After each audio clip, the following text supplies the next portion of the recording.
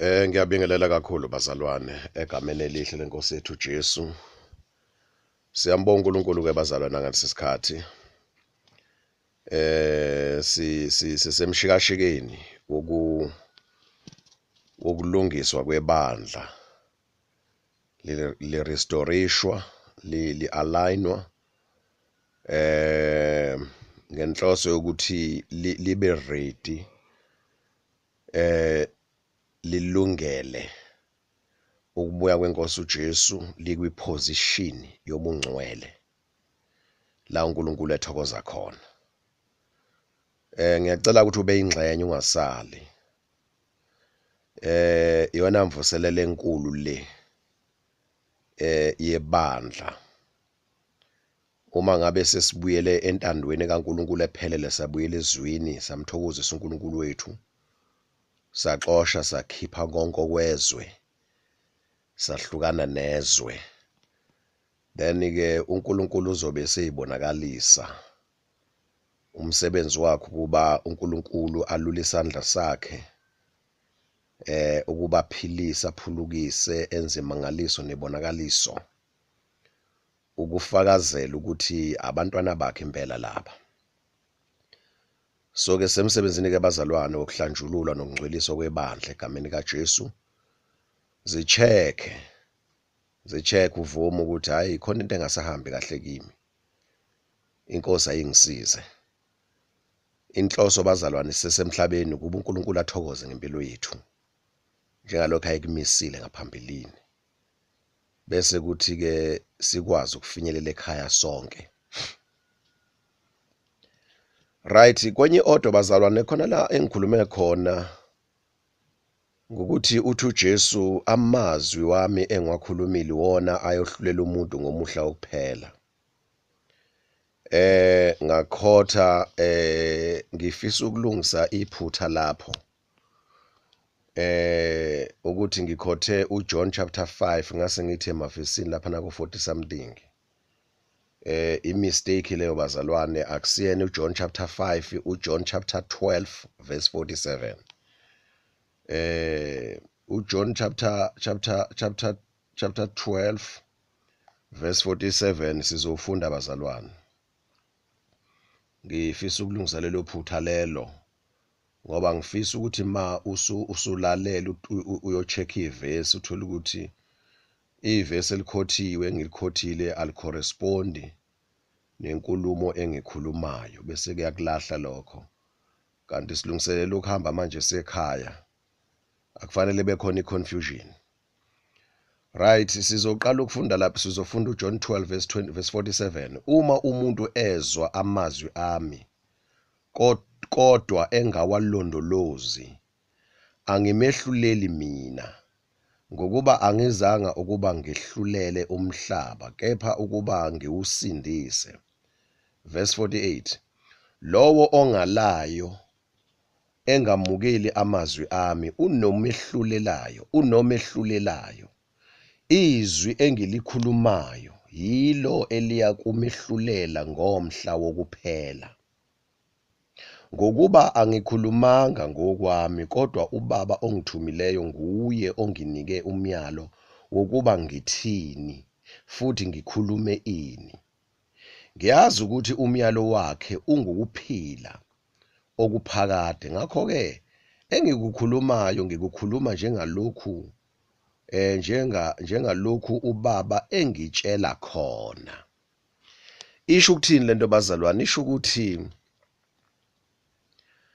kuyo yonke into obekumele sibe busy ngayo emhlabeni, bekumele sibe busy ngamazwi kaJesu. Emhlabeni khona amazwi abantu bengabantu bedalwe uNkulunkulu ngoba bangabantu banengqondo bayacabanga, banezinto abayicabangayo. Bese beyakhuluma, babe namazwi, babe nemiso, babe nemfundiso. Bese kuba khona amazwi amadimoni. The fallen angels ezikhuluma kubantu, the evil spirits, abanye bathi contrary spirits, akhulume kubantu ngama voices. Ma sebekhulumile bese abantu bekhuluma bethathela kulawo mazwi amadimoni. noma ingilosi ezimbi, ingilosi engcolileyo nemimoya engcolileyo.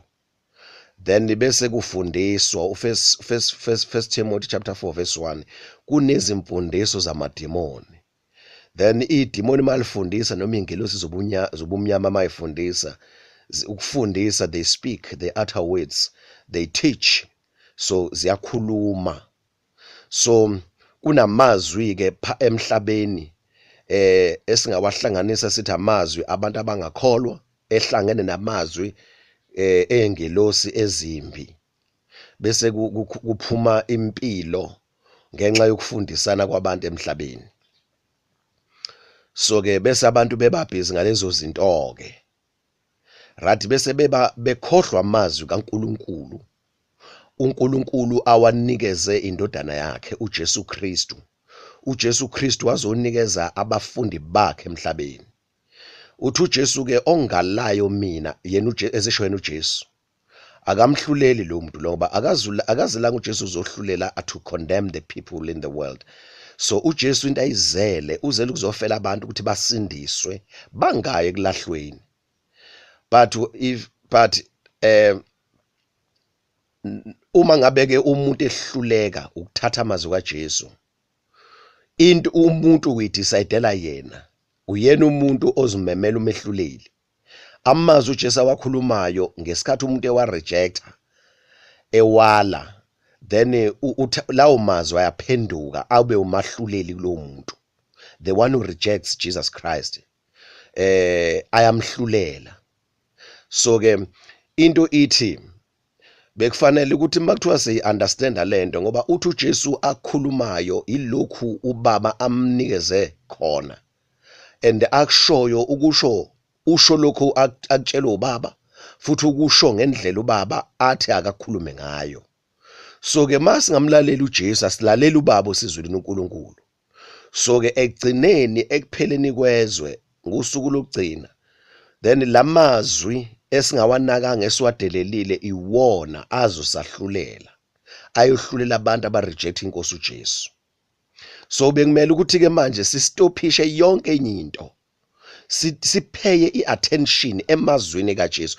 Into bekufuneka ngabe sichitha ngayo isikhathi impilo yethu yonke sihlupha ngayo amazwi kaJesu, siwafunda ngokuthuthumela, siqikelela, sicela ukuthi asilekelele ukuthi siwenze ukuze lawo mazwi angabi umahluleli wethu ngomuhla wokuphela. Ngifuna ukugcizelela lokho nje bazalwane egameni lenkosi uJesu. Ake sidlulele phambili ke bazalwane kule audio.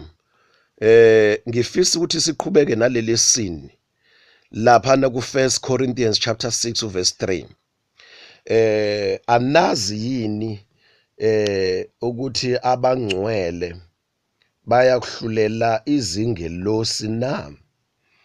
Right, ngicela ukulifunda ke bazalwane. Anazi yini ukuthi siyakwahlulela ngisho nezingelosi na? Lento lombuzo bazalwane kunezinto uMphostoli Paul anokuyibhala, ukubhala kwakhe izinto ayivezayo abanye abayivezi abangabaphostoli. Uyena umpostoli onezinto ezithe ukubaninganyana, ezinye zazo uzasho uMphostoli Petro. Mawufunda lapha incwadi kaPetro, angisazi noma 2 Peter noma 1 Peter, la ethi khona uPetro izincwadi zikaPaul zilikhuni ngendlela ukuthi uma umuntu engaqekelelanga uyifunda zingamyisa ekubhujisweni.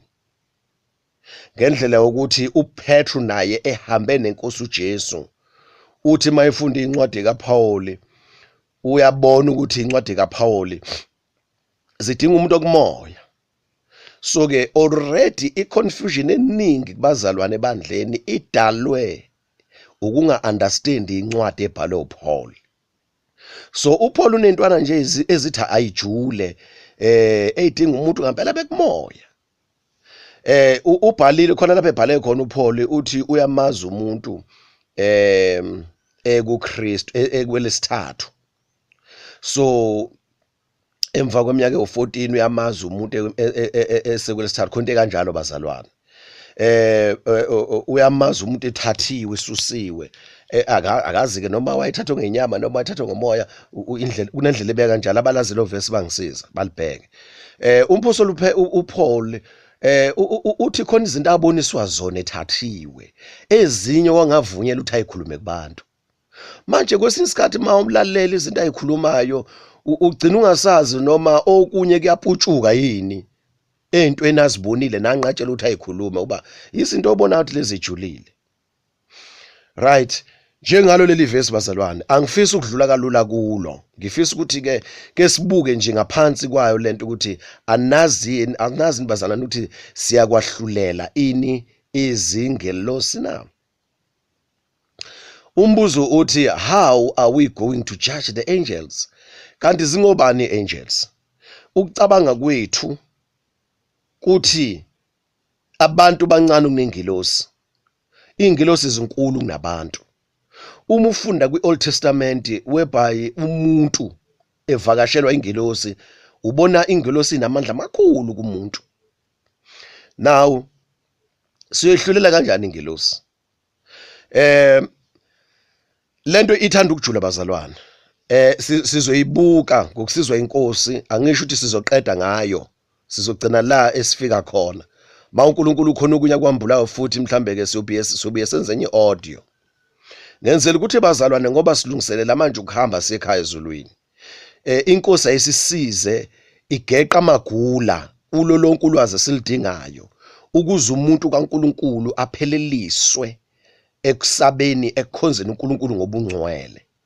So angarestrictwa ukuthi ulwazi akanalo ngoba ukungabi nalo ulwazi ngokaHosea chapter 4 verse 6 kuyambhubhisa umuntu. So ke inkosi ma ibona ukuthi siyalidinga lolu lwazi luzosisiza siyalicela, but inkosi ngeke ilethe ulwazi lithulule kumuntu inhliziyo yakhe evaliwe. Kufanele umzalwane avule inhliziyo yakhe alithole ulwazi so that uNkulunkulu ezomsiza ngalolu lwazi. Sizoyenza kanjani ke lento bazalwane?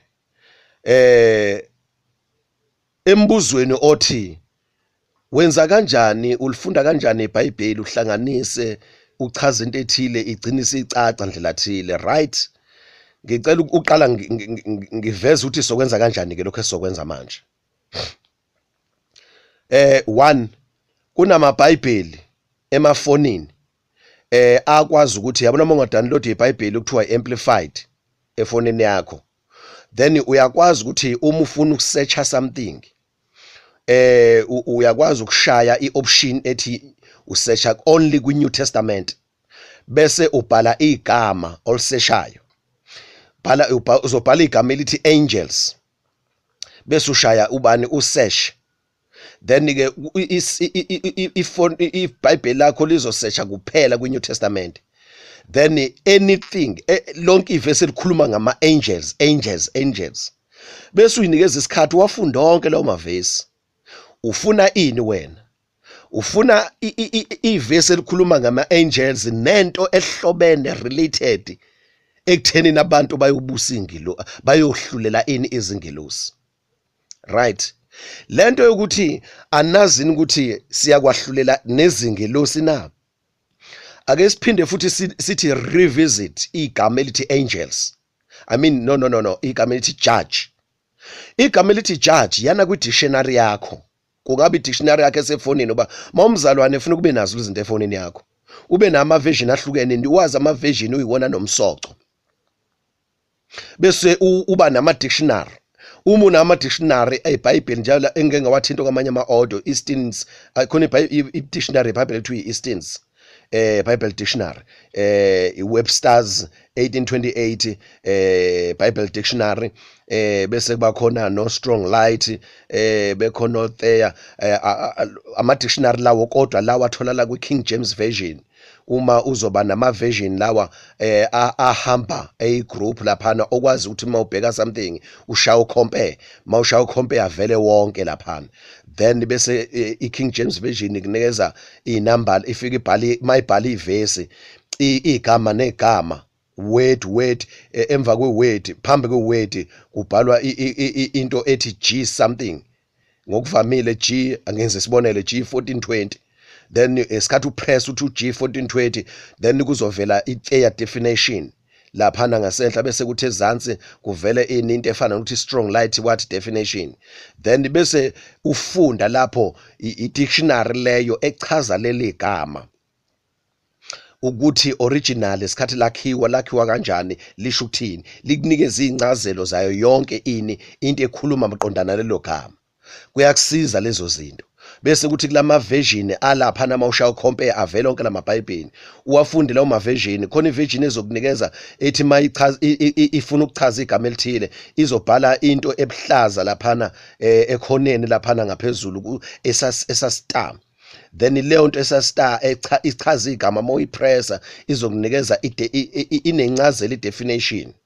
Then ama version abhala ngendlela ethile, then ibhala ngama letters, yabona mhlawumbe ithi G mhlawumbe ithi bani, then uyipress lonto isikhathi uyipressa kuzovela incazelo yalelo gama lelo ukuthi isho ukuthini. Izo zonke izinto ofuna ukuyithatha lezo ungayinaki njengomfundi kaJesu Kristu ofuna ulwazi. This is how I do things when I study the word of God, right? eBhayibhelini lakho ke futhi oliphathayo lapha ngemuva at the back lapha nakuthiwa i-commentary uchecke kuvamise ukubhala alphabetical A up to Z, bese ubheka into ethi angels, usho ukuthi uzobheka kuma alphabet laphana o A, ubheke igama ethi angels. Khona amabhayibheli abhala onke amavesi aqondene nama angels.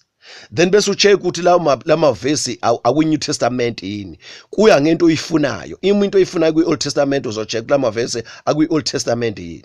Njengamanje ngifuna sibheke kwi-New Testament anything that pertains ama angels, but nakhona mase sicheckile anything bese siya selecta futhi sisiletha lokhu okuthintene okukhuluma uthinta abantu nengelosi, ngoba sifuna ukuthola amavesi akhuluma ukuthi sizohlulela ini izingelosi ngelinye ilanga. Ngoba khona amavesi bazala nothi uma wathola uthola ukuthi umpostoli Paul ubedlula ngaleso sikhathi khona iposition ebekuyona kumoya ubedlula yangena lonto, but akanawo akasinikezanga ama details ayo. Bese kuba khona izinto ezithi mayifundise eBhayibhelini mawuchecka ukuthi ubani okhulume ngalento uthola ukuthi akekho umuntu oyithintile, uthola ivesi elilodwa layo noma amabili, then ngeke uyithole futhi. So abantu abayizigangi ke la ekholweni abafuna ukuveza ukuhlanipha kwabo because division bebanga ukuphikisana ongenasidingo bayathanda ukusebenzisa lawo mavesi kabi.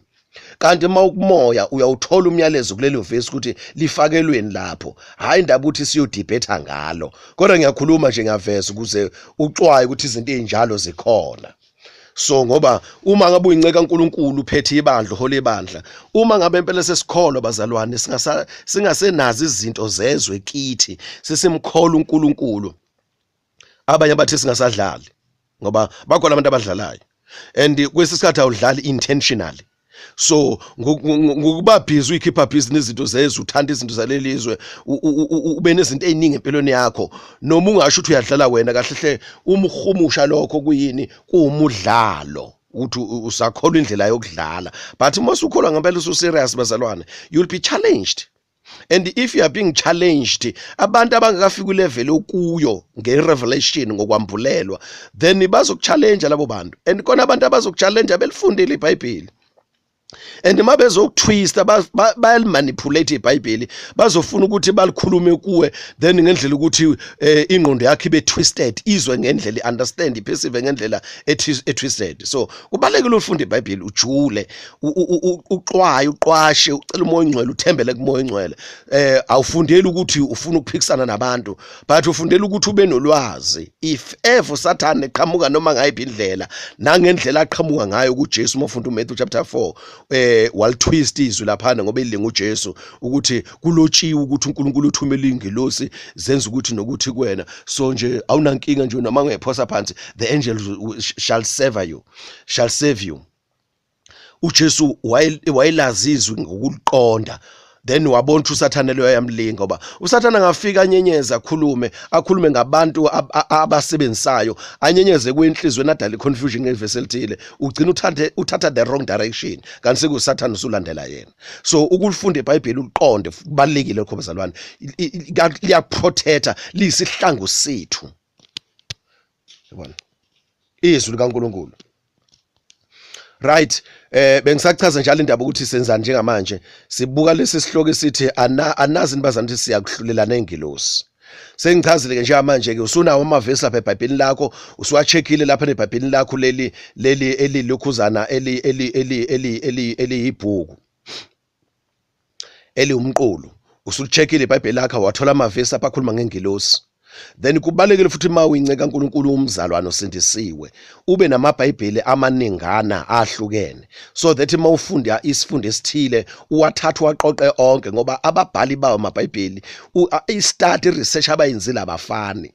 So nama discoveries lapho isikhathi benze research beqoqe izinto ezithile behlanganisa akufani, nokucacisa kwabo umuntu ucacisa ngendlela ambulelwe ngayo. So kuhle ukuthi uba ufunde uma sebewaqoqela amabhayibheli ubone, then uthola ukuthi khona amanye ozowatholwa kwamanye. Njengoba ngikhuluma namabhayibheli njena uyakwazi ukucompare i-Amplified Bible ne-King James no NLT maningi nje amabhayibheli ongawadownloada uthi uma wafunda wacheke ubuka indlela ababeka ngayo lapho na isingisi sabo nendlela abasuke bechaza ngayo kulokho okudinga ukuchazwa, okudinga ukuthi kube namagama achazwayo, uwacompare zonke lezo zinto lezo yabona. Oh okay, lona ubeya ngendlela naye ambulelwe ngayo.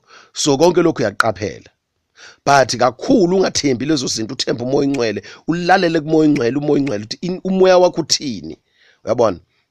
But kuyenzeka kwesinye isikhathi ngempela usulitholile ulwazi, uthola ukuthi wena ngqoma ulifunda lolo lwazi awufiki kwi-clarification yento ethile ngalento sokuyifunda. Then there is why ke uNkulunkulu enikeza iphiwo ukuba kube khona othisha. Then lokho futhi kwenza ukuthi sidingane embusweni kaNkulunkulu, ngoba ungafunda impela uthola ukuthi no awi understand lento. We understand kuphela uma kusebenza isiphiwo sikamoya ingcwele esibekwe kumzalwane othile, naye engachazi ngokuhlakanipha kwakhe, kodwa kusebenza igift le uNkulunkulu amnikeze yona, okubiza ukuthi ke abanye bathobe kulowo suke echaza. Then uthola ukuthi ke mase bese bechazelwe kuba clear kulabo bantu. Uqapheleke futhi nalokho, ungayiqhekezi ikhanda kanti udinga umuntu onikeziwe ukuthi ayichaze lento, then ukuzwa kwakho, ukuqonda kwakho, ukusizakala kwakho kubekwe lapho. Ngoba siyizithe emzimbeni kaKristu siyadingana, hayi ngoba lo muntu engcono, hayi ngoba wena ungengcono, ngoba nawe ukhona uhlangothi uNkulunkulu othola ukuthi uzokusebenzisa kulo lo kade echazela wezwa asizakale kuwe ngalo lolo hlangothi ngoba yena kanalo. So siyadingana nje bazalwane, kwenye ingxenye ngidinga wena, kwenye ingxenye udinga mina. Ngikhuluma ngento engiyazile bazalwane, into engisizayo ukwazi iBhayibheli nokuliqonda iBhayibheli, ngoba khona into engiyifundele mina ngizwe ukuthi no ayabona ke manje ngidinga umuntu ozongichazela nje akhuluma amazona nje ambalwa, kuqashuke khona into efuneka iqashuke, kufuneka kufike umuntu onokhiye wokuvula lento, bese ngikwazi ukungena ngaphakathi, bese ngikwazi ukuthi ke sengayibhekela yonke into engidingayo. I need someone who's got a key to open this thing for me, so that ngizokwazi ukuthi ngikwazi ukungena phakathi bese ngithola ngifuna into engidingayo. Ungakawutholi lo key lo ngeke uzokwazi inhlobo. Khona izinto kufuneka iqashulwe zivulwe umuntu othile. Ngiyakwazi lokho bazalwane. Sikhona inceke engihlangane nazo uNkulunkulu angenzele umusa ekuxoxeni kwethu, then into engiyixoxayo njengoba ngishilo kwenye order ukuthi ngiyabuza, ngiyibuza into noma ngifaka itopic ukuthi ake sikhulume ngento ethile, then sixoxe ngento ethile, then khona into engisuke ngifuna mina, then maye nayo lo mzalwane uthothi iyaqashuka lonto ithi gquzu, then mayithi gquzu bese kusa kimi, bese kucaca kimi, then I go back ke sengiyakwazi ukuyifundela mina. I-humbleness bazalwane kuyithoba egameni likaJesu.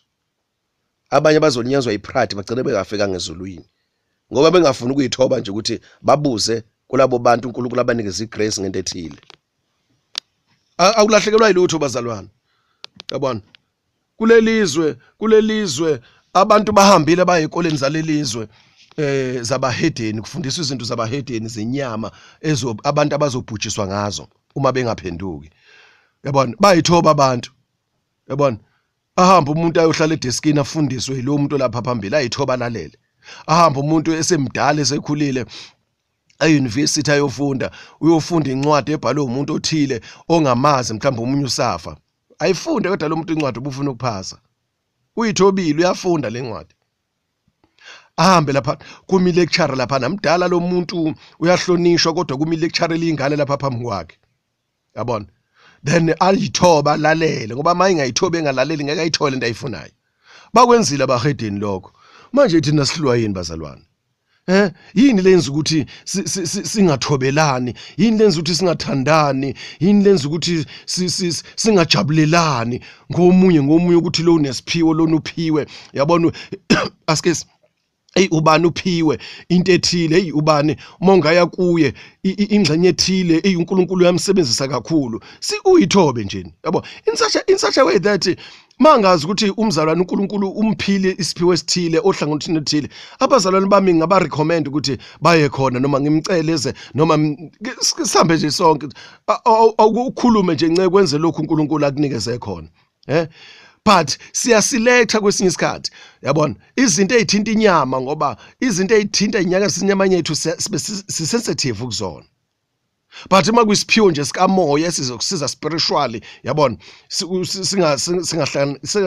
singahlangani ngalutho nenyama asikho that sharp asikho that fast kulezo siphiwo but siyakwazi ukuthi uma kuthiwa umuntu hey uyaprofeta uzokutshela indaba zakho so that ikhambe kahle enyameni yakho bagijima abantu lesiswayo usathana ungenelela ngabaprofeti bamanga wafaka izinto zokweduka uma kuthiwa hayi ubani uyathandazelwa enzima ngaliso bakuphila abantu ngoba nakho ujaha uphila emzimbeni wakho so that uzoqhubeka nenkanuko zakho zalamhlabeni ungenasikhathi noNkulunkulu uyagijima uyithobe kuleso siphiwo but uma kwisiphiwo esisebenza ngomoya kaNkulunkulu umuntu osebenza ngesiphiwo then ephila ubungcwele yabona why izinto zikaNkulunkulu bazalwane singayijabuleli lezi edumisa ehlonipha uNkulunkulu ake sibheke nalonto bazalwane silungise please yabona uzokwenza into kanti izolimaza wena yabona one day ngeke uzuyiphendulele uma wazi ukuthi lokhu kuhle befuneke ngikwenze wangakwenza wena ozoyilimaza okay ke bazalwana sengichazile ke manje ake ngichaze lento yegama ke elithi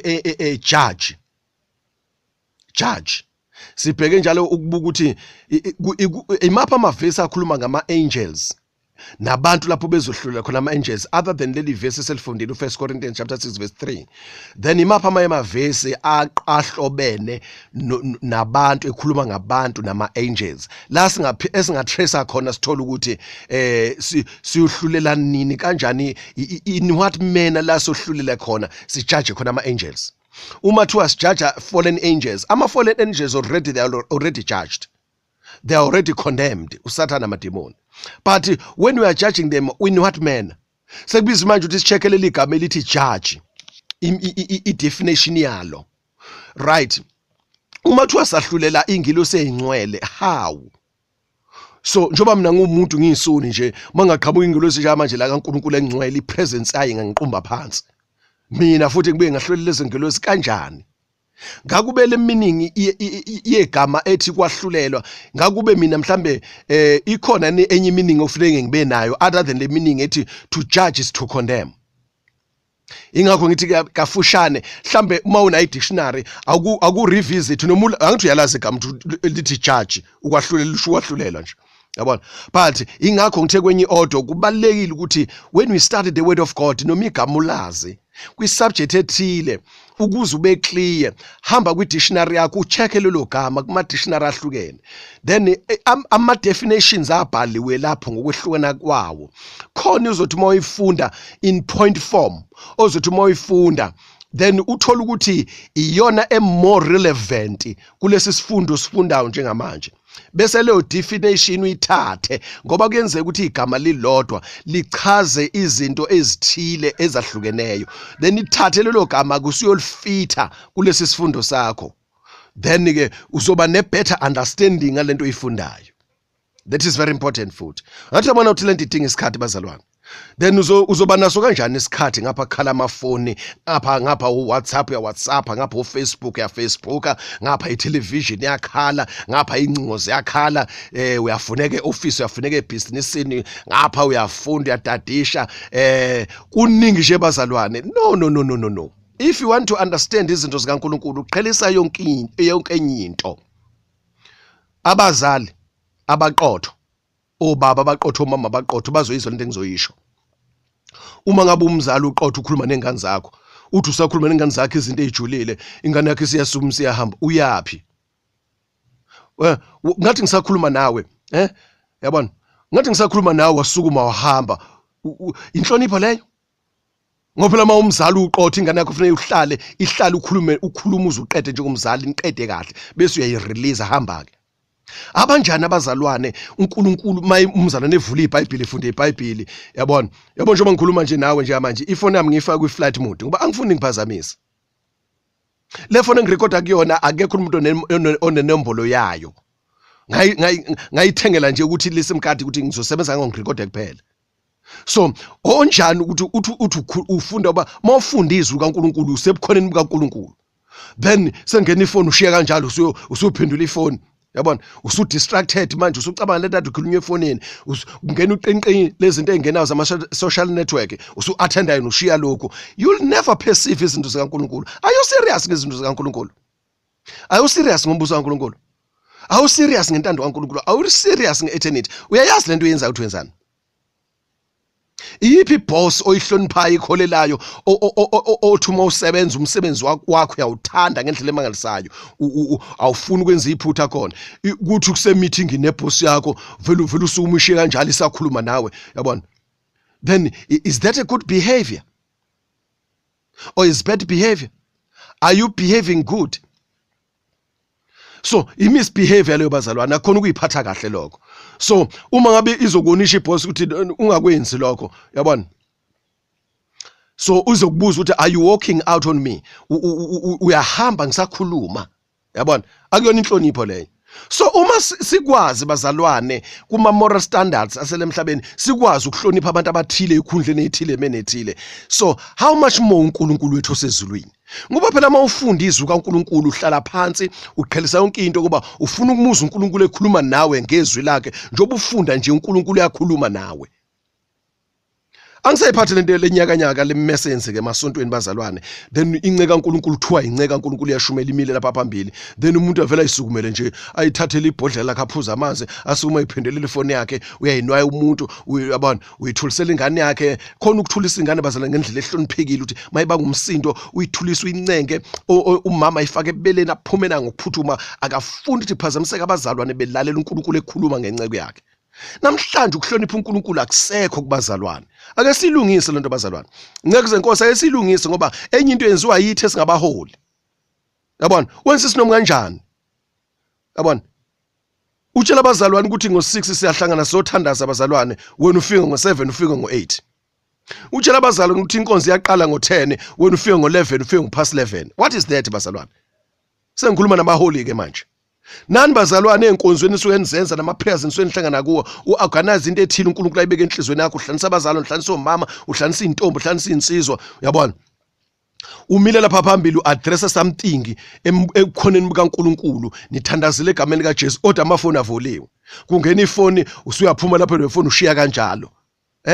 Are you fearing God? Ake silungise lento bazalwane, singikhuluma nathi sonke singabazalwane mawusindisiwe. Ezizinto esojajwa ngazo silahle ngazo lezo. Ayikho discipline. Ake si restoration is a discipline bazalwane. All right. Ngisekutheni njengamanje ke sengichazile ukuthi sizoyithola kanjani lento ukuthi isho ukuthini lento ukuthi siyohlulela ingelosi.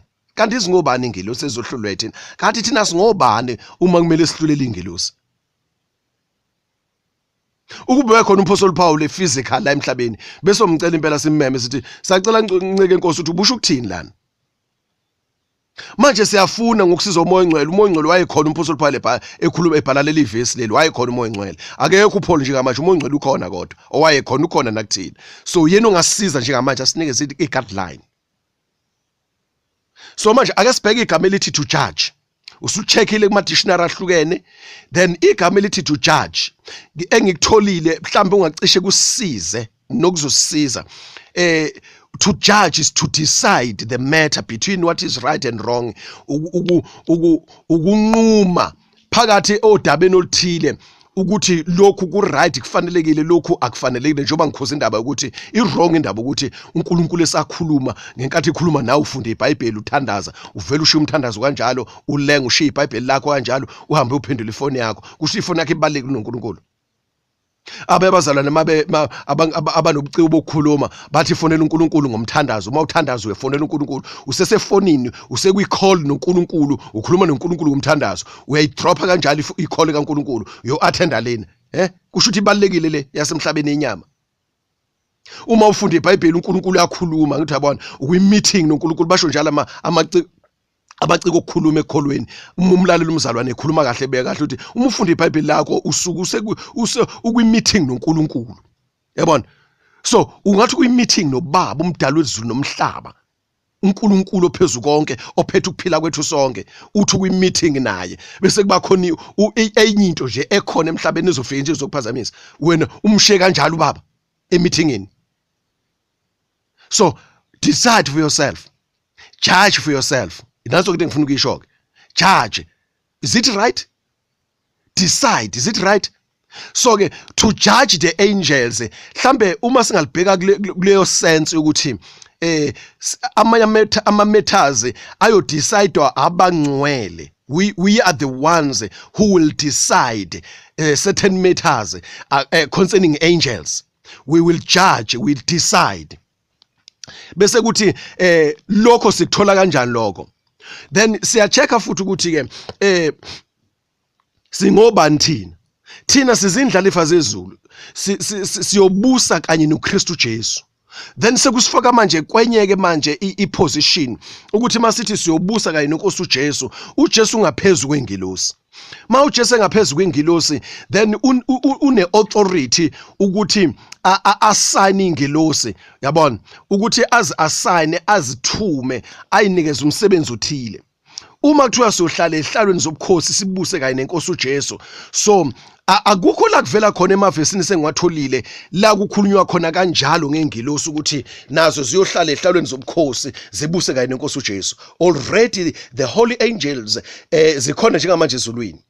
But makuvezwa ingilosi holy angels zivezwa zingama messengers, zingama servants. Khona lapha esancwadini esambulo uma uJohane ekhuluma nengilosi imbonisa izinto ezithile ethi uyakhothama kuyo uyangamadolo kuyo ithi no sukuma nginceku kanye nawe zizinceke ingilosi. So makuthiwa will judge the angels, how possible is that? So kusho ukuthi ke ikhona lento ukuthi mawuJesu ehlele ehlanu sobukhosi singamakhosi kunye naye, then mawuJesu ekhulumizwi angalikhuluma uJesu izwi alidlulise kithi, then bese thina sidlulisele engilozini. That's possible bazalwane, and that's another aspect, and that's another manner to judge the angels or to decide on about the angels. Elinye gama lika judge mawucheck ama dictionary then is to rule, ukubusa. Then sizoyibusa kanjani ingilosi? Yabona, njengoba sengishilo ukuthi akukho la kuvela khona uma ufunde amavesi akhuluma ngengilosi la kuvela khona ukuthi ingilosi ziyobusa kanye neNkosi uJesu. Kodwa kutholakala ingilosi zi-active, yabona, zihambisa ama-messages, ziserve, they are ministering angels. Yabona, ngizowafunda lo mavesi laphana encwadini amaHebheru ukuthi ziyaministerisha ingilosi. Yilokho okuvelayo ngazo. Not unless ke mhlambe iBhayibheli onalo noma uhlobo lweversion isihumusho esithile seBhayibheli abantu umuntu wasibhalayo waba une-information abangenayo abaningi. Mawunayo lo information ke ngingajabula kakhulu ukuba nayo. Ngiyahalela kakhulu ukuthola ama-resources ezinto zikaNkulunkulu la engizokwenza khona i-research ngikwazi ukuqoqa ukugadarisha ama-facts so that mangifundisa i-subject ethile I'm well informed ngaleyo subject. So ungilekelele ma unawo ama-resources athile ngiyokujabulela lokho kakhulu. But kulokho enginakho ngisebenza ngangalokho enginakho engikwazile ukukuthola ukuthi angitholanga la kukhulunywa khona ngengilosi ukuthi ziyobusa kanye neNkosi uJesu zihlale ehlalweni somkhosi. Kulama Bible nama-versions enginawo okwamanje, kule information enginayo. So okwesibili bazalwane uma kuthiwa ke we will judge the angels, right, is to rule the angels. Now, how possible is that to rule the angels? Uma uJesu enguNkulunkulu, uma uJesu eyobusa kanye nabangcwele, then abusa uJesu umhlaba wonke, ukubusa kubekwe emahlombe akhe, amahlombe awumzimba kaKristu Jesu. So uJesu awumhlukanisi nomzimba wakhe, thina siumzimba wakhe uJesu. So in that sense bazalwane, it is possible to rule the angels, holy angels. Uma kuthiwa ingelosi ziyobekwa ngaphansi kwenyawo zakhe, iziphi zona lezi ezingcolile ezifallen eziwile ezulwini, ngoba ziyolahlwa esihogweni zonke uJesu abuse, then ukuba ngaphansi kwenyawo kube kusho ukuthi bonke laba abangamlalela uJesu bayebekwa ngaphansi. Athi lithi kwabaseKorinte zize zibekwe zonke izitha zakho ngaphansi kwenyawo zakho. Lokho akusho ukuthi literal uJesu inyawo zakhe uzobekwa izitha. That is not possible bazalwane, literal. Uma uzokuthatha ngalomqondo kusho ukuthi bonke ababi, zonke izitha, bonke abangamvumanga uJesu, bonke abangamthandanga uJesu, bonke abamelene noJesu bayolahlwa esihogweni ngaphansi. Then uJesu ngaphezulu uyobusa ingunaphakade emhlabeni, then ngaphansi komhlaba lapha nesihogweni bonke abayizitha zikaJesu bobe bekhona, kusho ukuthi zibekwe ngaphansi kwenyawo kaJesu izitha zakhe. So uma abangcwele beyobusa noJesu, ababi laba basihluphayo manje, abasizondayo, abasihlukumezayo, ngoba sikholwa inkosi uJesu, sifuna iqiniso, siphila iqiniso, sishisekela iqiniso, besilwisa, besihlukumeza, bayobanjwa mabe sebathandaza nje manje baphenduke basindiswa. Mawuthi ke banquma ukuthi bangasindiswa kuze kufike isikhathi sokufa kwabo baze balahlwe esokweni, then bayoba ngaphansi kwenyawo zethu thina sihlele ehlabweni zokubusa kanye nenkosi uJesu. So ke then ke what happens ngengilosi eyingcweleke? Sesiqedile ngalezi izimpi emakuthiwa we will judge angels. Which angels? Fallen angels or holy angels? It is not specified kuleli verse, not unless kuyakhe iversion kuspecifiyiwe, right? Then sesiqedile ngalezi ezifallen, ukuthi ke zona ngoba zimlalela uJesu futhi zi-influence abantu emhlabeni ngemfundiso yazo, ingelosi engcolile, bagcine bengamthanda uJesu, bangamukela uJesu abantu, bangamkhonza uNkulunkulu ophilayo. Then makuthiwa sohlulela abantu, sohlulela umhlaba, abantu abaphila emhlabeni nezingelosi. So we will decide ngempilo yethu ngokulalela kwethu uNkulunkulu, ngokulandela kwethu uJesu, ngokulalela kwethu uJesu nemiyalo yakhe. Lokho mase siqhelisiwe sesihlalise ehlwane zobukhosi, kuyobe kusho ukuthi kuyi-judgment. Leso senzo sobe siyi-judgment ukuthi laba kade bemelene nathi, bemelene nenkosi yethu uJesu, then it is a judgment upon them ukuthi thina sinqobile bona abanqobanga. Basilwisile, sabekezela, athi uJesu onqobayo. Unqoba ulwa nobani? Unqoba ulwa nalezi ingelosi zobumnyama, unqoba ulwa nani? Nabalandeli balezi ingelosi, abantu abangamkholwa uJesu emhlabeni. Uyanqoba, then masunqobile, then usuhlala esihlanu sobukhosi, usine authority ke manje to rule everything. If you rule everything, nalabade bekulwisa nabo then bangaphansi kwakho, then you rule them. Then to rule someone, then you can give the word. Yabona, you can speak the word kumuntu ongaphansi kwakho. Yabona, so uma kuthiwa ke bayolahlwa ngenxa ukuthi uJesu uyokhuluma izwi. Yabona, ekhuluma izwi uJesu elisuka kuye lokuthi thina sinqobile. Yabona, so ke bona banqotshiwe. To rule uyangena ke kanjalo bazalwane. Nawe kusungayicabangela nje bazalwane, lana nginikeza isithombe ngendlela uNkulunkulu angisiza ngayo. I believe ukuthi uNkulunkulu nomoya ongcwele ohleli kuwe kunendlela anga-interpreta ngayo kuwe, ngokuhlakanipha uNkulunkulu akuphe khona. So enye indlela engisizakala ngayo leyo bazalwane ukufunda iBhayibheli. Ngithi mangilalela umuntu ngithola ukuthi kunento ebengifisa ukuyisho mina but ngiyahluleka kuyibeka, but umuntu avele ayibeka inikeze igama elithi khaxa, ngithi yes, nansi into ebengifuna ukuyisho ngaphakathi kimi. Ngiyakwazi lokho futhi bazalwane. Mhlambe lokho engikushoyo uNkulunkulu mina ungisebenzisa nje ukuthi akuvuleke into ethile kuwe. Masivulekile uyothi masuyikhuluma lento wena, mina iyobe isingisiza kakhulu ngoba uyobe usuyibeka kangcono. Yabona, and uthi masuyibeka ngiyizwe imnandi, ehla kamnandi kimi, ingijabulise. Ngaloso sikhathi uNkulunkulu bese yangisiza mhlambe futhi ukuthi ambule into ethile engiyothi mase ngiyikhuluma nawe uphinde futhi usizakale. Sisizakala kanjalo bazalwane. Ungahlali nento yokuthi uwe nje kuphela. Yabona, So njengoba ngikhuluma njena nje ngenze ukuthi uNkulunkulu akhulume nawe ambhule indlela athile ngelinye ilanga akukhulumisa uNkulunkulu ngizwe nami ukhuluma bese ngizwa kangcono futhi kakhulu lento kanti sengizwa kangcono kakhulu sengisizwa nguwe kanti nawe ubusizwe ukuthi uzwe mina ngikhuluma umoya ongcwele usebenza kanjalo uyedwa umoya ongcwele okimi nomoya ongcwele okuwe umoya ongcwele oyedwa bazalwane thina okwethu ukuvula inhliziyo sizithobe ngoba sifuna intando kaNkulunkulu embusweni kaNkulunkulu bazalwane akekho ngcono kunomunye akekho omkhulu kunomunye akekho balekile kunomunye we are all special bazalwane. Let us treat one another equally. All right. To judge the angel is to rule. So ke akhona amavesi la kuvela khona ukuthi uJesu uzobusa. Ingelosi zonke zingaphansi kwakhe uJesu wenziwe waba mncinyana kancane waba ngaphansana nje kancane kwengilosi nini khona ngenkathi uJesu esambethe inyama yomuntu emhlabeni ewumuntu 100% efana nami nawe ngaleso sikhathi ube ngaphansana kwengilosi. But uJesu uNkulunkulu wamphakamisa uJesu waba ngaphezulu kwakho konke mofunda amaFilipi chapter 2 lapho kuthi uJesu uNkulunkulu wamphakamisa ukuze amadolonke asezulwini emhlabeni ngaphansi komhlaba aguqe kuye nelimi zonke ivume including ingilosi ezingcwele ezulwini. Then uJesu waba ngaphezulu kwakho konke ngoba uNkulunkulu umenze kanjalo akhona amavesi asho kanjalo bazalwane.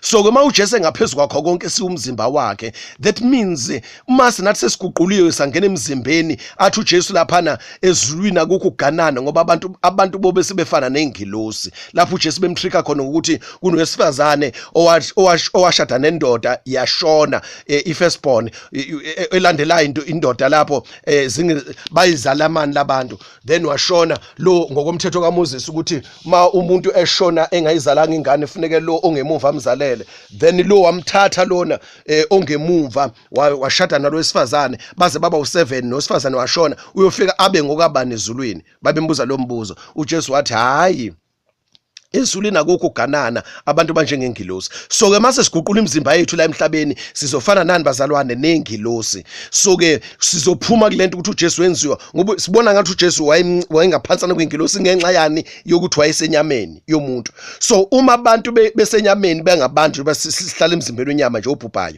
then ofayo mortal body then sizongena kwi-immortal bodies. Kuma immortal bodies imizimba engabhubhiyo yasezulwini efana nengilosi kusho ukuthi manje sube sesifana nengilosi ngemizimba yokomoya but ngokweposition nangokuordaina kukaNkulunkulu ukugcoba kaNkulunkulu kumisa ukuanointa kaNkulunkulu kuthi thina sizindlela efaze ezulu. So la uJesu ekhona into uJesu ayiyo siyiyo senziwe kanjalo. If Jesus is above the angels then we will be above the angels. Then whatever matter that has to be decided, that has to be judged, then that whatever ruling that we will be conducting, then uJesu yikho ukubusa yobebusa yilokho esibe sikubusa ukwahlulela uJesu yobehlulela lokho esibe sikwahlulela ukuhola uJesu yobekhola yilokho esibe sikhola. So if Jesus is above the angels we also will be above the angels nathi siyobe singaphezulu kwengilosi. Then again in that sense bazalwane we can come into conclusion ukuthi we will judge the angels in that manner, in that sense.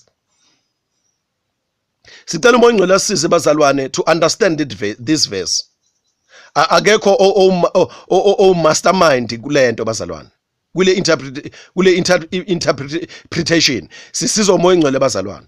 Ngokukhuluma kwami mhlambe ngenzeka kungapheleli but uNkulunkulu bese kuphelelisa lokho engikhulumayo ngawe then ke ukhulume sekuphelele wena then uma usukhuluma sekuphelele ngenhloso ukuthi siqonde ngokuphelele then siyokujabulela futhi ukuthi ibandla likuthole.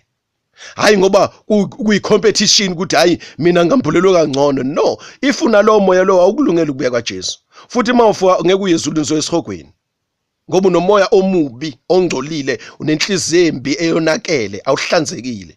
But uma unenhliziyo emhlophe nje ehlanzekile ukuthi hayi no uNkulunkulu uyazi ungambuleleke ngaze ngafika lana ngenxa lenceke uma ngilalela bese kwambuleka kanjena ngezwe ukuthi uNkulunkulu wambulayo. So nakho ukuphelela kwalento then ke ilethe lonto sizwe sonke sisize egameni kaJesu. noma ingenza umehluko ongako maqondana ongena ezulwini bazalwane, kodwa iyasilekelela ukuthi ekulweni kwethu silwa la emhlabeni ulwazi olunjena bazalwane lwenza ukuthi luqinise ukukholwa kwethu, sikwazi ukuphikelela ngoba siyaziqonda ukuthi singobani, ukuthi sibaluleke kanganani uNkulunkulu. Kukubaluleka abazalwane ukunikezwa into yokuthi wena one day you'll judge, you'll rule, you'll decide about angels. Into enkulu kabi leyo. Kusho ukuthi kuvula amehlo kimi ukuthi kanti mina ngubani mina? Kanti hle mina i-identity yami, yabona, i-revelation ye-identity yakho lokuthi umkhulu kanganani ngokaNkulunkulu. Ikhona ilokuzana engikhulume ngayo kanjalo la ngikhuluma khona nge-identity ukuthi singobani thina amagama esibizwa ngawo bazana, ningwabizile kwenye audio lapho.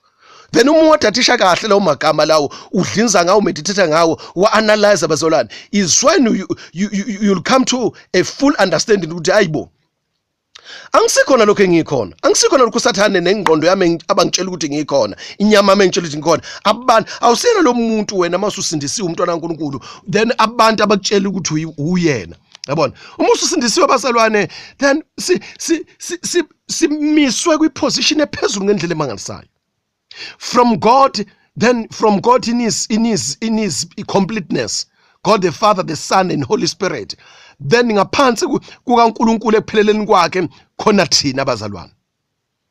And in certain matters then thina simunye noJesu noNkulunkulu. Then ngizowafunda amavesi amanjalo uthi uJesu mina kini, uthi uJesu ukithi, yena uJesu kubaba. Then masudathisha lokho yabothi hayibo, uma uJesu ekubaba, uJesu ekithi, thina sikuJesu, thina kuye, yena kithi, uJesu ekubaba, siyinto eyodwa bazalwane. We are one. Sibakhulu bazalwane. Umuntu mase sindisiwe emkhulu ngendlela emangalisayo. Silinyazwe le mentality bazalwane yezinto ezimaterial. Sigcina sizimeasure material ngezinto ezobhubha. Siyazidemote, siyazehlisa kwiposition uNkulunkulu asibeke kuyona. Njalo uSathane wehlisa uAdam noEva kwiposition uNkulunkulu ayibabeke kuyona, bangenwa isono bona, bangamlalela uNkulunkulu, behla baba demoted. So siyazehlisa abazana ngezinto zalelizwe. Siyazehlisa ngemfundo yalelizwe, ngemsebenzi yalelizwe, ngempumelelo yalelizwe, siyazehlisa abazalwane thina. We are far above than that. Sikude kakhulu thina abazalwane. Sikude kakhulu, siphezulu kakhulu ngomusa, ngokomusa, ngokuhawukelwa uNkulunkulu, ngokukhetha kaNkulunkulu, ngokuthanda kaNkulunkulu, ngokumiswa uNkulunkulu. Siphezulu kakhulu, but yet we humble ourselves. Sivela singelutho. Philippians chapter 2, uJesu akakubanganga ukuthi athi kuthiwa mkhulu lingana noNkulunkulu, then kodwa wazehlisa wathatha isimo senceku. Njengamanje bazalwane isinto engelutho ngenxa kuyithobe elithi iBhayibheli lapha ngithi uJakobe kanye noPetru yakusho futhi ukuthi ngakho ke asithobeni phansi kwesandla sikaNkulunkulu esinamandla ngesikhathi esifaneleyo uNkulunkulu usiphakamisa. We humble ourselves nje okwamanje bazalwane. That is why sivele emhlabeni singelutho ngoba siyithobile ukulalela imithetho kaNkulunkulu. Masiyenza imithetho kaNkulunkulu, imiyalo kaNkulunkulu, isenza singalithandi izwe. Masiyenza zeni siyahluka ngoba singabe sahamba ngendlela yalelizwe nempumelelo yalo nama systems alo, then bese sibonakala singabantu abaswela, abahluphekile, abangelutho, abangenagama, abangenadumo, kanti sithenjisiwe amagama amakhulu bazalwane. Sithenjisiwe izinto ezinkulu zaphakade esingakuhlukana nazo. Masiyiqonda lezo zinto bazalwane, siyakuvumela ukuvela singelutho emhlabeni. Kweyinkathi sivela njengenhlanya, abantu abaphanjanelwa amakhanda, yabona, abantu abampofu, abaphuwa, abangena lutho abakwi low, very low standard. Udelele na umuntu, then kwesinye isikhathi ekudelela ngenxa yevangeli kaJesu Kristu. Uthi umuntu uyambuka ubona ukuthi hey Nkosi yami, kusemnyama la kuye, yabona, usahlulana na ukuthenga umbheda azolala kuona, usahlulana na ukuthenga ibhluka azoligqoka yena, usahlulana na ukuthenga isinkwa. Akudelela umuntu ngenxa kaJesu Kristu, but uyithobe, ungamzondi, umthandazele, ungabi na pride, ungaphakama, ungabhosti ukuthi wena ungcono nanoma ngani, yabona. Uvume mayithi uJesu umuntu mayekushaya ilokhuzana isihlathi sakho sangakokudla umnikeze esakwa left bazalwane, mayekushaya lesi sihlathi umnikeze lesesinye futhi. uvume ngoba zingamanje sesikhathini la sithotshiswe khona singelutho khona.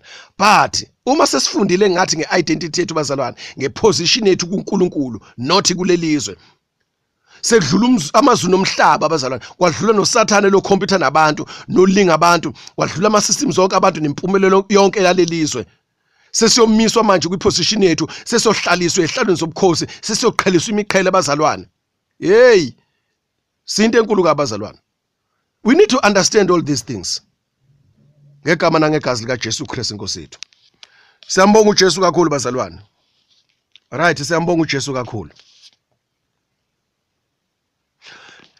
Ngicabanga ukuthi sengisummarizile ngachaza kancane bazalwane ukuthi how are we going to judge the angels.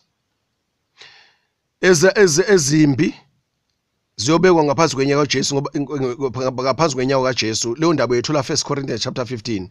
Then uNkulunkulu uyabeka izitha zikaJesu ngaphansi kwenyawo kaJesu, okusho ukuthi abantu bonke abahlubuki bonke ingelosi kanye nabantu bophonswa esihogweni. Then uJesu esemhlabeni kungaphansi kwenyawo, bonke bazoba bengaphansi kwenyawo zakhe. So thina nathi sobe sino Jesu ngaleso sikhathi. Kusho ukuthi zonke izitha kaJesu, ingelosi nabantu kube ngaphansi kaJesu kwenyawo zethu. Right. Ingelosi ezilungileyo zona ke ziyobe zibuswa zirulwa inkosi uJesu. Inkosi uJesu yobihleli nathi yinathi. Then uJesu enobe decide ukuthi kufanele zenzeni kuphi ayithume, so nathi sobe silapho futhi. Then khona lapho kuveza khona ukuthi uJesu uyobusa izizwe zomhlaba ngani ngentonga yensimbi. Uma ufunda Isambulo 19, uma ufunda Isambulo chapter 19 verse 15, uJesu kuthiwa uyena ozobusa izizwe zomhlaba ngentonga yensimbi. Kanti nathi uJesu sithembisa ukuthi masinqoba futhi siyobusa izizwe zomhlaba, Isambulo chapter 2 verse 27. So lezi statement zombili, chapter 2 verse 27 no chapter 19 verse 15, istatement ezifanayo. Esinye sibhekiswe kuJesu, esinye sibhekiswe kubafundi bakhe, kubalandeli bakhe. So umsebenzi kaJesu wodwa nomsebenzi wabafundi bakhe. uJesu ke ezobusa ingelosi, alawula ingelosi, then decide ukuthi ingelosi kufanele zenzeni. So kusho ukuthi kuyacaca ke abazalwane ukuthi kwamanye ama duties, kwamanye ama assignments, then thina njengabantu abazobe benoJesu, then siyobe decide futhi nathi sinamandla upon the angels, over the angels. So ke that's how we are going to judge the angels one day. Engicabanga ukuthi ke bazalwane uMphosoli Paul mhlambe ke ikhona into ayinayo emqondweni ke. Well, if ever kukhona ukuhlukile kunalokhu ke, then siyabonga Nkosi mawuthi uyokwambula ngelinye ilanga, kodwa siyabonga lokho sambulela khona. Kuyasiqinisa lokhu bazalwane ukuthi singobani kanti. Siyohlala ehlaleni zomkhosi ungaluzwa kweyilondo ngenxa yama systems esikhashana. Njoba ukhathazekile njengamanje ucrazy ukuthi ingane zakho kufanele ifunde, nawe ufuna ukufunda, nawe ufuna umsebenzi nani, yabona yonke lo into yaleliswa. Njoba ucrazy njengamanje ukuthi ufuna ukuvela ukuthi uyakholwa umntwana kaNkulunkulu uyaphumelela, ukuthi ufuna imoto ethile, ufuna umuzi othile, yabona awunaso isikhathi noNkulunkulu, yonke lento izobhubha lonto. Yenziwa ukuthi mhlawumbe ulwazi awunalo, ulwazi olunzulu olujulile lokuthi wena who are you, ubani wena embusweni kaNkulunkulu. But masunalo ulwazi bazalwane, uyam-understand uJesu mayithi lahlekelwa ukuphila kwakho uzuzuza ukuphila okuphakathi, ngoba ngeke ukubambe kokubili. It is impossible to ngakubamba kokubili. So mawufuna ukuphila kwaphakade nalama benefits nalama promises wonke uNkulunkulu, nalokhu uNkulunkulu akumise waba yikho wena ezulwini ngokwakhe phakade okungakabonakala njengamanje. Mayithi iBhayibheli uJesu mayibonakala siyofana naye. So enkazimulweni yakhe lokho kusho ukuthi wena umkhulu ngendlela emangasayo. Musukhathazwa ke izinto zalesi sikhathi, musukuyifaka kwi-level kwi-standard sabantu kulesi sikhathi, ufuna ukuvela ukuthi nawe umuntu you prosper, you can do it, you manage in life, ukuthi ubonakala nawe unomuzi omuhle neemonto ezinhle. No, ma uNkulunkulu ethandile ukunikeza lokho uyokunikeza nje bazalwane, ngaphandle ukuthi uyixaka nje. Ma uNkulunkulu ebothi uyayidinga imoto ukuthi ukwazi ukushumela hlivanga, uzokunikeza uNkulunkulu. Musu lithi iBhayibheli uMatthew chapter 6 abezizwe bayayifunisisa lezi zinto.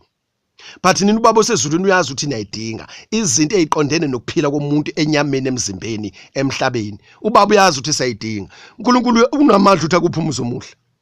uNkulunkulu unamandla ukuthi enze ukuthi wena uthole umuzi omuhle ungawukhokhela ngisho isenti, uyohlala kuwona ufully furnished. Akunikeze nemoto oyidingayo. Nalapha futhi mawuthi uNkulunkulu ukunikeza, be careful. ungambathwa lezi zinto uqhosha ngazo.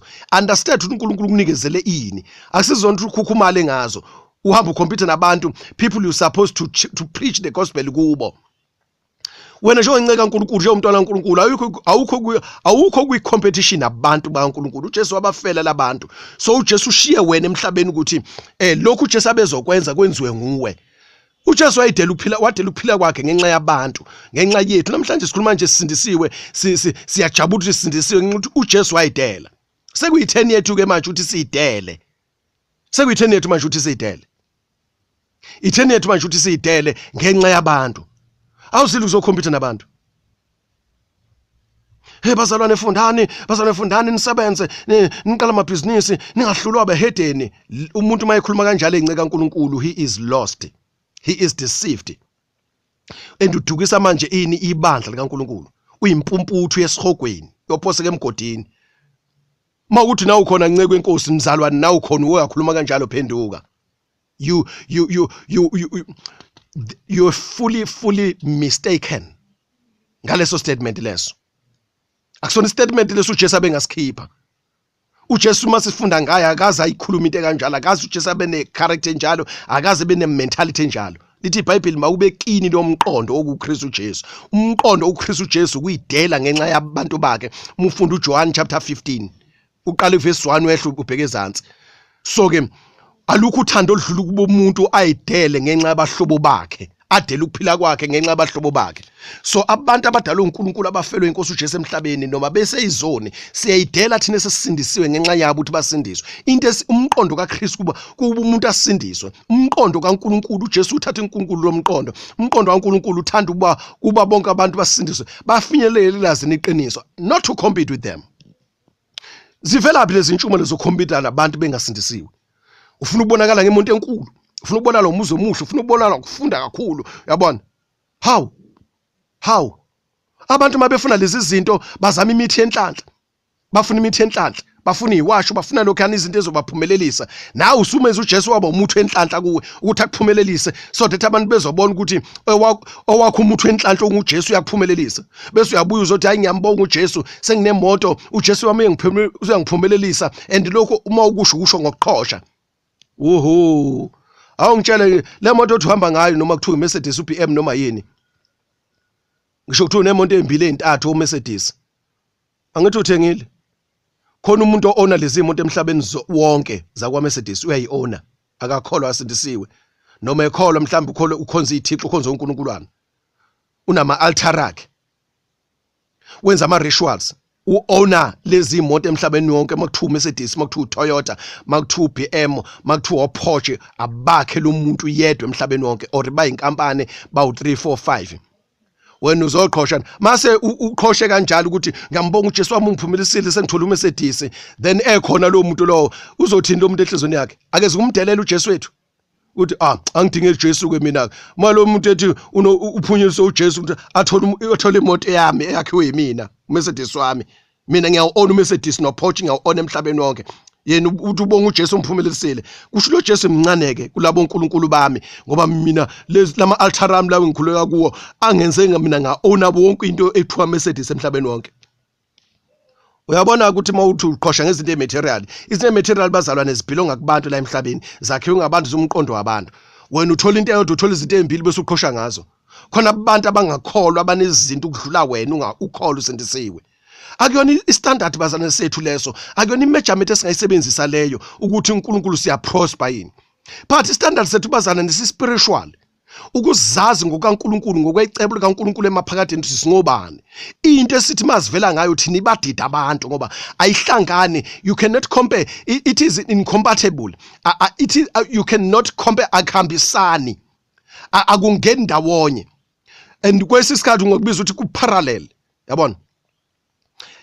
Olayini ababili abangasoze bahlangana, yabona, they will never meet. So bona bahamba ngolayini wabo, then obonakala uparallel kulo wethu, kodwa bona babheke esogweni thina sibheke ezulwini. So manje awukwazi uyimeasure ngesystem yabo, ngeprosperity yabo, ngesuccess yabo, ngematerialism yabo, awukwazi. You've done a very big mistake ukutshela abazalwane ukuthi fundani nisebenze ibani namabhizinisi so that nizoprosper babona abantu abangakholwa ukuze bamthande uJesu wala la. Since kwaqala ukushunyela lezo ntshumayelo bazalwane sengisindisiwe ezinye ngangizizwa sengisikhashana ngisindisiwe early 2000 kushunyela umoya ngcwele washo ukuthi konakele ke manje mase khuleka kanje emapulpit lonakele ivangeli angitshela umoya ngcwele ukuthi konakele ke manje uma manje sesizothi instead ukuthi silanda abantu silanda imphefumulo sibashumeze ngombuso wasezulwini nobuhle bakhona nokuphila okuphakade nethembiso zonke sithenjiswe zona sizambule kubantu bathanda uJesu wethu bahlengwa abantu basindiswe olakeni lukaNkulunkulu basindiswe entuthelweni kaNkulunkulu basindiswe ekubhujisweni kwaphakade instead ukuthi senze lokho bazalwane sesokhompyutha nabo manje asiphenduke umuzwa lentshumayelo njengamanje ephenduka wenza iphutha elikhulu akutshela abantu ngombuso kaNkulunkulu ukuvumela ukuthi ungabi lutho uma uvela emhlabeni uvela uphuwo ungelutho and abantu babuke nje futhi uma usubabona ukuthi okay into abanikeza isibindi labantu ngoba mayehle emontweni yakhe ugqoke kahle yabona udla kahle yabona uphuma emzini omuhle yabona ubona ukuthi into abantu abanikeza isibindi abantu abaningi uyababona nje ubabone nje wadatisha. I'm very very observant bazalwane uNkulunkulu angipha leso siphiwo nje hayi ngoba ngifuna ukuyiqhathanisa nabantu. I want to understand izinto nendlela ezisebenza ngayo so that nami ngizoma kwiposition eradi efanele so that ngizoqaphela izinto ezithile ngoba ngokobserve izinto ezithile uyasizakala ugwema izinto ezithile ubabona abantu ukuthi ubone ukuthi okhole umuntu yabona umuntu lona i-confidence yakhe uyithola ekutheni unani uma ungasisa yonke into anayo ahlubule ususa igama leli title anizwe ukuthi uyiprofessional ngegama elithile yabona uthisha udokotela unesi uyini leli gama abizwa ngalo yabona ususa nje yonke into yala emhlabeni anikezwe yona kusale nje umuntu uphaqa kaNkulunkulu uyambona ukuthi umuntu angasala nje abe ne low self esteem because confidence yakhe it comes from the wrong source. No umuntu masesindisiwe uthi umbotho okay use bold manje une boldness usindisiwe because of izinto eziphathekayo materially. Senoma ususa zonke lezi zinto umbona ukuthi umuntu ngeke abe naso isibindi sokumela uJesu sokuphumela obala ngoJesu. That is a wrong interpretation, wrong definition ye boldness, wrong source.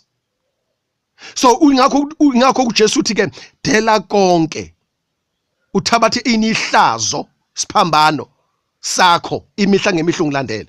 So into ozovela unayo wena ihlazo lana lesiphambano, into edelelwa abantu, into ebukelwa phansi abantu, into ehlanjazwa ngabantu, akekho ngisho nokubuka utho ngenxa kaJesu. Thatha lelo hlazo ke wena. So mawuthatha lelo hlazo bazalwane one day ngoba uyayizithoba phambi kaNkulunkulu, phambi kwesandla sikaNkulunkulu sinamandla, uNkulunkulu yakubotha uyayithoba enhlizweni yakho. uNkulunkulu ukuphamisa ngelilanga. Do not allow yourself to be defined by izinto nazo. Do not allow yourself to be defined by prosperity yakho nesuccess yakho into ezophela ihambe yoshe esogweni. But rather allow yourself to be defined by the things that God reveals in you.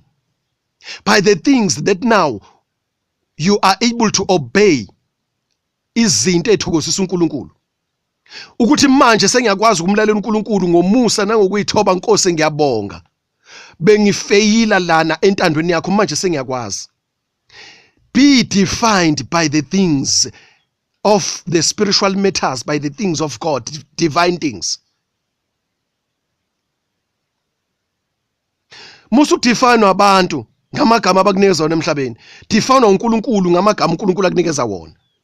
Oyifuna uzithole le order le ikhona kulama order. I-order ekhuluma ngani nge-identity. What is our identity? Be defined by identity enikezwe uNkulunkulu, not identity enikezwe abantu emhlabeni. Be defined by the titles that you are given by God, not titles given by people, by mere people, by mortal people, by evil people, by pagans, heathen emhlabeni. Anazi nibazali ukuthi ngelilanga sojaja ini sohlulela ini izingelosi na? Anazi ukuthi sohlulela abantu na? Bapha abantu laba abangakholwa iNkosi uJesu. manje senihlulo ukuthi nahlulele amacadlana nje amancane akhona phakathi kwenu bazalwane. Awungitsheleke uma ukuthi wena usathanda izwe nezinto zalo mase kufuneke manje ke uNkulunkulu esembulile lapha ukuthi yonke lento esezweni akahambisani nayo njoba mawufunda uJakobe chapter 4 verse 4 uthi umuntu omdlelwane umngane wezwe uma isitha sikaNkulunkulu kusho ukuthi izwe abantu abangamkhola uNkulunkulu abayizwe bayizitha sikaNkulunkulu. Uma wena ke uphumelele standardini sabo ke ngoba ngeke uphumelele ungekho phakathi kwabo kumele ujwayelane nabo uzwane nabo bakunikeza izinto zabo uphumelele then uma umhlobo nezwe uyoba umngane kanjani uNkulunkulu. 2 uma bese kufuneka kwahlulula izwe ke kubahlulele laba bantu ke uyobohlulela kanjani izinto zabo kade ubhizi ngazo. Basale beku wrong nina abantu eningakhola ukuthi nisebenzise imjovo nikhiphe ibeletho nivala inzalo beku wrong kwenze abortion useyabahlulela ke manje nawe ubukwenza lokho. Beku wrong ukuthi nithemba amaphilisi esikhundleni sokuthi nithembe igazi lika Jesu negama lika Jesu nezwi likaNkulunkulu. Beni wrong manithemba izinto eziphathekayo usuyabahlulela ke manje nawe kade uyithemba lezi zinto. Beku wrong ukuthi ningabi naso isikhathi sokufunda izwi kaNkulunkulu kodwa nibe nibhizi nifunda incwadi zalelizwe beku wrong lokho usuyabahlulela manje abantu nawe kodwa uma uyithanda incwadi upromoter ukukhuthaza ukuthi akufunde incwadi. How are you going to judge the world, the people of this world, the unbelievers? How are you going to judge the fallen angels?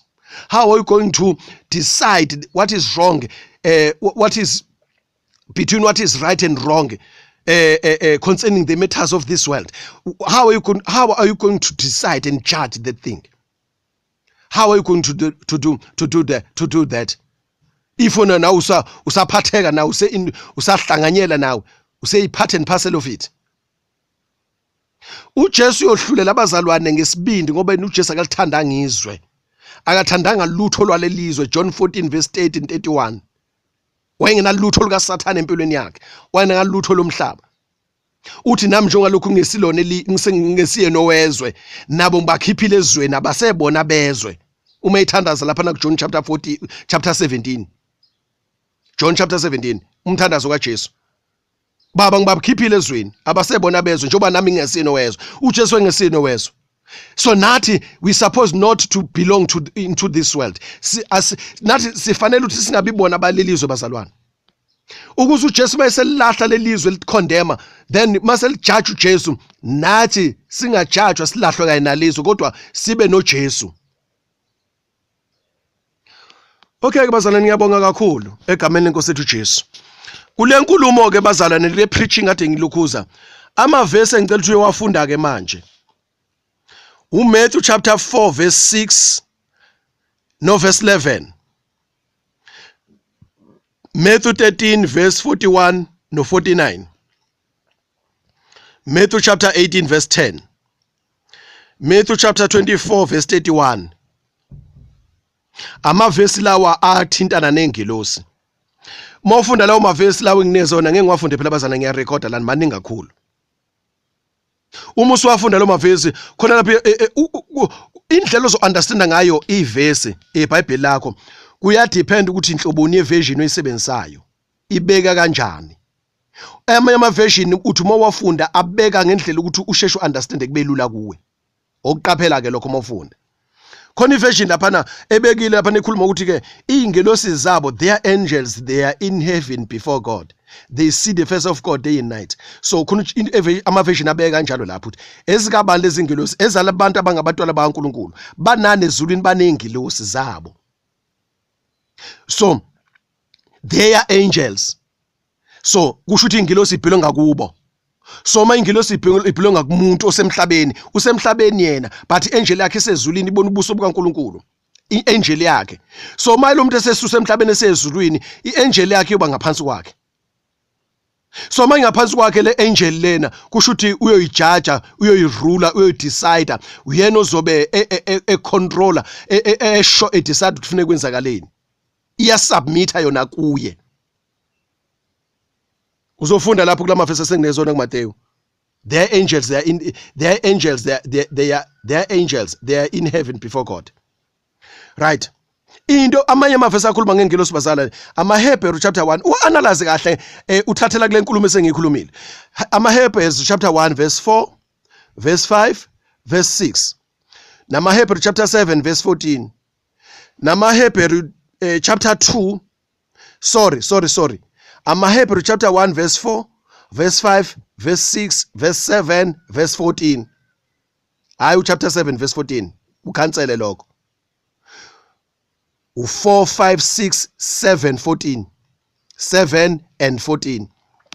Chapter 1 AmaHebrew. Bese kuba chapter 2 verse 5. AmaHebrew. Bese kuba 1 Peter chapter 3 verse 22. Bese kuba isambulo chapter 5 verse 11. Bese kuba isambulo 21 verse 12. Bese kuba isambulo chapter 2 verse 27 no 19 verse isambulo 19 verse 15 ngeke ngasikhuluma ke lawo ke. Right. Isambulo chapter 5 verse 11 mhlawumbe singawufunda ke wona bazalwane kancane. Isambulo chapter 5 verse 11. Right. Kufundeka kanje egameni kaJesu. Okay. Mhlambe wena usuthola eqala usufika eqala kunami. Ngase ngibona futhi ngezwa izwi lezingelosi eziningi zihaqe isihlalo sobukhosi, izidalwa namalunga. Inani lezingelosi kwakuyizigidigidi nezinkulungwane zezinkulungwane zithi ngezwi elikhulu, ifanele imvana eyahlatshwa ukwemukela amandla, ingcebo, ukuhlakanipha, ukunqoba, udumo, inkazimulo nesibusiso. Ngase ngizwa zonke izidalwa ezulwini emhlabeni phansi komhlaba nasolwandle zonke zithi kuyena ohlele esihlalweni sobukhosi nakuyo imvana makube udumo, inkazimulo namandla kuze kube phakade naphakade. uJesu ya-honorishwa la, u-honorishwa izingelosi zonke ngobuningi bazo ezulwini. 2, okudaliwe konke ezulwini emhlabeni phansi komhlaba olwandle konke ku-honorisha uJesu.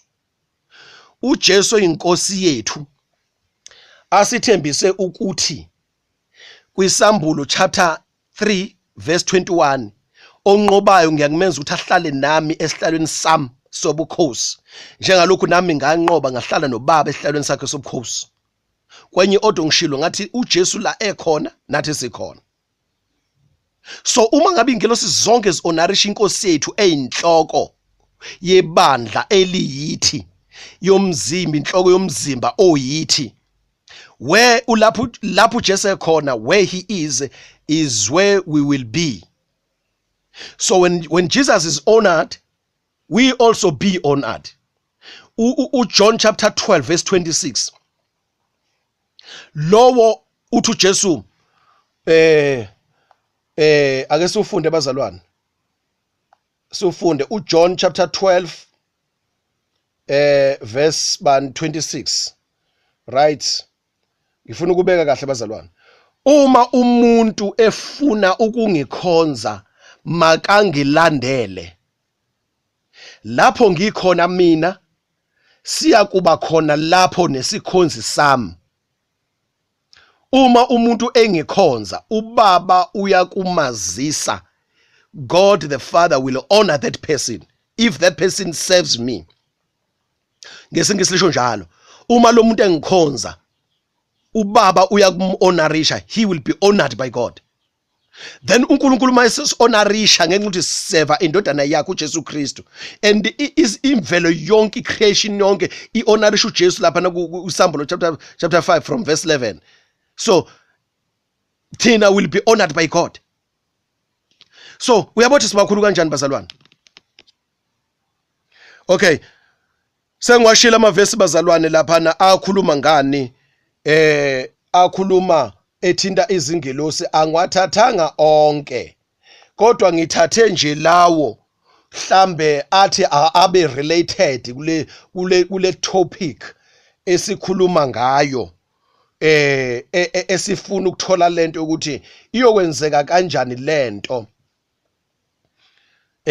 yokuthi abantu thina sijaji sahlulela ingelosi na. Uma ufunda uMathewu lo esengikunikeze wona, uMathewu chapter 4 verse 6, wathi kuye Uma uyindodana kaNkuluNkulu ziphonse phansi ngokuba kulotshiwe ukuthi uyakuyala izingelosi zakhe ngawe zikuthwale ngezandla funa unyawo lwakho luqhuzuke etsheni. Usathane la uLucifer ukhotha ivesi okukhulunywa ngengilosi naye ingilosi. Uyazi njengengilosi ukuthi le ndaba yayiqondiswe engilozini ukuthi ingilosi uNkulunkulu waziyala ukuba ziseve abantu bakhe. UJesu nje manje usemhlabeni umuntu. So ingilosi they were meant to serve people. So leyo ndaba ungayihlanganisa nencwadi lapha noHebrew chapter 1 lama verse engineze wona u4 5 6 7 14 no chapter 2 verse 5. Uyihlanganise leyo ndaba leyo. Ukuthi ingilosi ziyaseva abantu uNkulunkulu anisele umsebenzi zivela kanjalo ingilosi ukuthi they are ministering angels ziyaseva ziseva abantwana bakaNkulunkulu. So lana kuJesu umntwana kaNkulunkulu umuntu emhlabeni uSathane ukuthi kuyali uNkulunkulu ukhuluma iqiniso uSathane lana yize uyise wamanga uyakwazi ukuthatha into eyiqinisa ayikhulume ngoba efuna ukukuyenga ukuthi akuyengele emangeni akhe akushintshe. And uyakwazi ukulisebenzisa kabizwa alitwiste alisebenzisele ukufeza inkanuko zakhe but ukhothizo liqiniso lana ingelosi ziyayimisela ukuthi ziseve abantu ilokho kuzobe kwenzeke emaphakadeni. So uma ngabe ngicheka abazali ukuthi kuthiwani ngengilosi nabantu bathiwa siyahlulela ingilosi manje ngizama ukucheka ukuthi ke kuthiwani ngengilosi ke sekudlula amazwi nomhlaba sekubusa inguna phakade kuthiwani ngengilosi yini iBhayibheli elivezayo prophetically concerning angels ukuthi zona iposition yazo ithini makhulunywa ngokubusa umhlaba phakade kubuswa kuze kube phakade uNkulunkulu ephakathi kwethu ngethaba mafunda isambulo 21 ukuthi uNkulunkulu phakathi kwethu ithabanele lakhe phakathi kwethu uyoba nathi ahlale nathi azesula inyembe zethu. What about angels? Tuwani ngazo into evelayo ngengelosi bazalane they will be ministering, they will be servants serving the saints, serving the Lord Jesus Christ, serving God. That one zobe ministerisha to people lamhlabeni abantu. Lokho it shows ukuthi zingaphansi kwabantu kodwa mase bephakanyiswa uNkulunkulu behlele ehlalweni zokubusa kanye nenkosi uJesu. That's how they appear in the word of God. Not unless maybe you've got another resource, you've got another source of knowledge, of information. Okay, right. Mhlambe mawucheka lapha ake sicheck uMatthew chapter 18. Lama verse nginezona verse 10 wakhona. Right, khona into ebithi ngifuna ukuyibona la mhlambe nayo sithinte kancane. Qaphelani ukuba ningadeleli namunye kulaba abancinyane ngokuba ngithi kini izingelosi zabo ezulwini zibubona njalo ubuso bukaBaba osezulwini. Qaphelani uba ningadeleli namunye kulaba abancinyane yilabo abangabalandeli bakaJesu abayi-minority abayi-few ngoba abantu abaningi abafuna ukukholwa inkosi uJesu. So those few people, those minority people, laba bayithobile bafana nezingane balandela inkosi uJesu bathatha isimo sobuntwana. Mayethu uJesu ngeke wamukela umbuso ma ungawamukeli njengomntwana. So bathatha iposition yokuba abantwana. Then ukuphila kwabo, ukuacta kwabo, ukuphila lifestyle yabo yafana nabantwana. Ngenxa ukuthi bakholwa inkosi uJesu balandela uJesu. Then kwaqasheliswa abathile la ukuthi ningabadeleli abo bantu ngoba ingelosi zabo iphambe kaNkulunkulu ibona ubuso. Ngithatha leli point bazalwane ngoba ngizama ukuthola lana abantu ukuthi bazojaja kanjani ingelosi. So then laba bantu ingelosi zabo ziphambe kukaNkulunkulu sibona ubuso bukaNkulunkulu njalo always. Meaning labantu bakhulu noma bebancinyana nje manje kwesikhashana la emhlabeni kodwa bakhulu ezulwini. Then kukhona ingilosi zabo eziba representile emhlabeni ezulwini ukuthi bona basazofeza imission, basazofeza assignment yabo emhlabeni abayithunywa uNkulunkulu. Labantu bakhulu kabe bavele ezulwini bezemhlabeni bazombatha inyama so that bezo accomplisha imission yabo emhlabeni ngokwecebo likaNkulunkulu umhlaba ungakasekelwa. Malithi iBhayibheli lapha kuma Roma chapter 8 angisazi uverse 30 bani lethi 20 bani no 30 bani lalithi khona konke uNkulunkulu kusebenza kube ngokuhle kulabo ababizwe ngecebo lakhe. Yabona then owabamisa ngaphambilini umhlaba ungakasekelwa. So labantu bavela ezulwini basemhlabeni bathotshisiwe ngenxa ukuthi kufanele bafeze intando kaNkuluNkulu. Mase beqedile uNkulunkulu uzobaphakamisa. So ingelosi zabo ezibambe izihlalo zabo ezulwini ezibabambela ingelosi zabo. Yabona? Then zibona ubuso baNkulunkulu. Ababancane laba bantu emhlabeni bakhulu kabi. Right. Ngikholwa ukuthi seyilandela bazalwane le ndaba egameni elihle lenkosi yethu Jesu. Right. Uma sifunda lapha bazalwane uFirst Peter chapter 3 sofunda uverse 22. Bengihighlighta nje bazalwane kulama verse bese nginikezile wona. Manje sengiyahighlighta nje lawo ngoba okunye kubiza ukuthi mina ngichaze ngqo. Ngoba ngiyazi ukuthi kudinga umuntu osuke embulelwe nothisha concerning leyo subject leyo. Othe esenyukele ezulwini wahlala ngakwesokunene sikaNkuluNkulu esebekile phansi kwakhe izingelosi ababusi neziphathe mandla. Ubani lo bazalwane? uJesu Kristu. Othe esenyukele ezulwini wahlala kuphi ngakwesokunene sikabani? SikaNkuluNkulu. Right, wenzani? Esenzeni? Esebekile phansi kwakhe inyona izingelosi ababusi neziphathe mandla. Akuspecifiyiwe ke lana ukuthi ziphi ingelosi, holy angels or fallen angels, good angels or evil angels. Right. Kodwa kuyangena kokubili. Then ama bad angels ayobekwa ngaphansi kwenyawo Jesu. Sengichazile bazalana uzokhumbula. Ama good angels it means uJesu above ungaphezulu, zona mayifika ezulwini ingelosi izoba ngaphansi kaJesu. Mase ngaphansi kaJesu ingelosi uJesu enathi, it means ingelosi izoba ngaphansi kwethu. Bengifuna ukuvala ngaleyo note bazalwane egameni elihle lenkosi yethu Jesu concerning ukuthi how are we going to judge the angels. Then ke dlinza ngalento meditate ikhona uNkulunkulu into engayambula kuwe. uNkulunkulu uyalethe revelation in the process of meditation. Ngenkathi udlinza ucabanga umeditator, then God reveals something obungeke uyithole mawungameditateanga. So meditate upon what you have heard, then God will reveal something to you. uNkulunkulu uzokwambula kulokho okudlinzayo. Inkosi yomusa sibusise egameni lenkosi yethu Jesu. Amen.